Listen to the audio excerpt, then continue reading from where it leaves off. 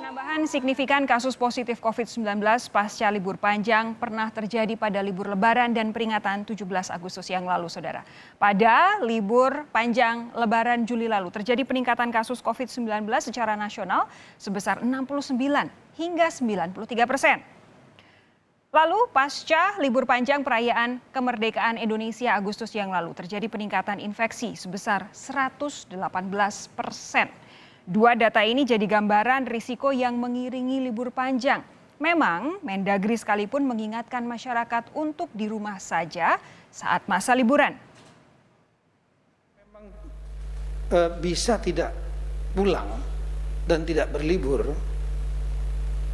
lebih baik mungkin mengisi waktu di tempat masing-masing, beres-beres rumah atau tempat tinggal, menikmati liburan bersama keluarga di kediaman masing-masing.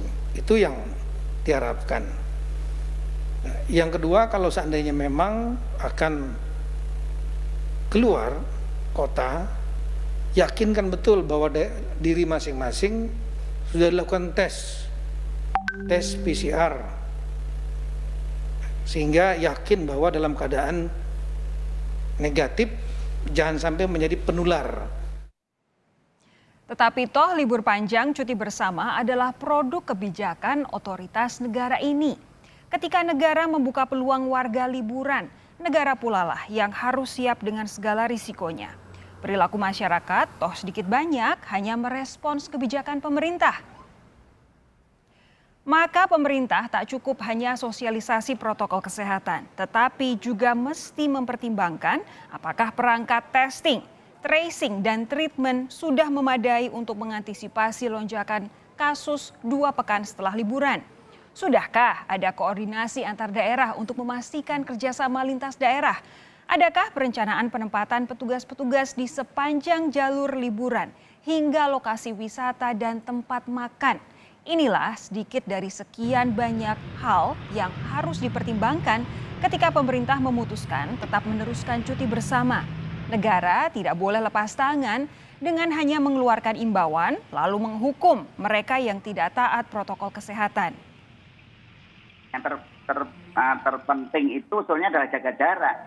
Nah, jaga jarak ini yang sangat sulit ya sebenarnya. Kalau pakai masker lebih mudah, tapi jaga jarak itu yang sulit ya. Ketika kita katakanlah berangkat dengan mobil sendiri, dengan mobil pribadi, kemudian mampir di rest area, itu saya kira penuh ini ya, dan ketika mau makan di resto dan seterusnya itu akan sulit untuk menjaga jarak sebetulnya ya, kecuali memang tadi pemerintah daerah sudah katakanlah dalam 2 hari atau ya hari-hari ini melakukan memberikan surat-surat edaran, semacam surat edaran kepada setiap pengelola resto ya, tempat-tempat wisata dan sebagainya untuk tadi dengan ketat baik protokol ya maupun infrastrukturnya ya, untuk betul-betul menjaga jangan sampai ada orang yang berkerumun.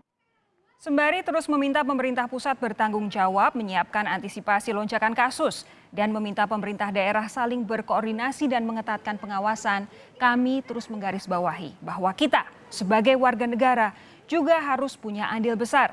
Sudahlah, di rumah saja selama pandemi. Jaga diri Anda, jaga orang-orang tersayang Anda. Kalaupun memang perlu bepergian karena hal-hal mendesak, pastikan Anda bisa taat 3M, yakni menjaga jarak, mencuci tangan sesering mungkin dengan sabun, dan mengenakan masker secara tepat. Pastikan hindari kerumunan, karena hanya inilah cara-cara sederhana yang masuk akal untuk menghindari penularan COVID-19.